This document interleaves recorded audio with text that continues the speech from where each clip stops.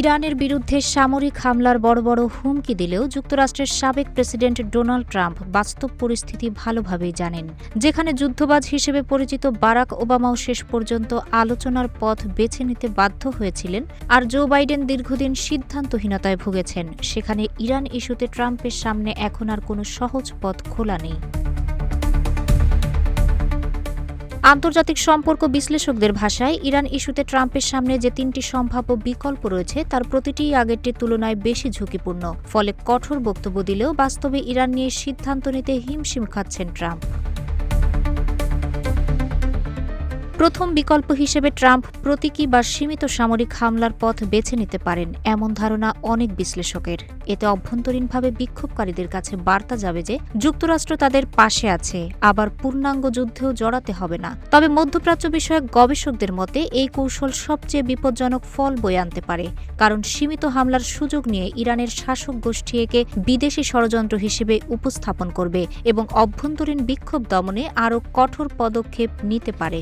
ইতিহাস বলছে এ ধরনের পরিস্থিতিতে সাধারণ আন্দোলনকারীরাই সবচেয়ে বেশি ক্ষতিগ্রস্ত হন।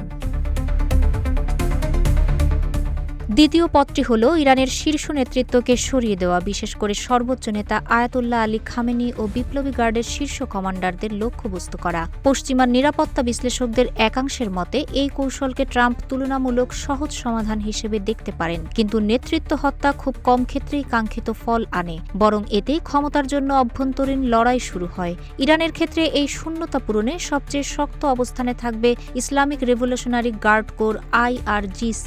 ফলে গণতন্ত্রের বদলে আরও শক্ত সামরিক নিয়ন্ত্রণ প্রতিষ্ঠার আশঙ্কা অধিকাংশ আন্তর্জাতিক বিশ্লেষকদের।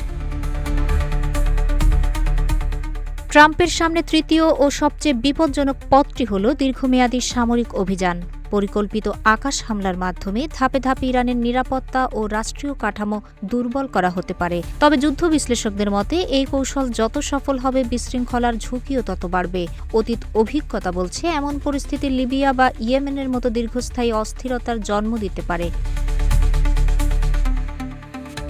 ইরানে চলমান আন্দোলনে যারা মুক্তির স্বপ্ন দেখছেন তাদের জন্য এই বাস্তবতা হতাশাজনক হতে পারে, কারণ ইরানের ভবিষ্যৎ শেষ পর্যন্ত নির্ধারিত হবে ইরানিদের হাতেই। ওয়াশিংটন কূটনৈতিক ও রাজনৈতিকভাবে সীমিত সহায়তা দিতে পারে। ইতিহাস বারবার প্রমাণ করেছে বাইরের শক্তি কখনোই ভেতরের গণতান্ত্রিক লড়াইয়ের শর্টকাট হতে পারে না। তাহেরা আক্তার, রূপালী বাংলাদেশ।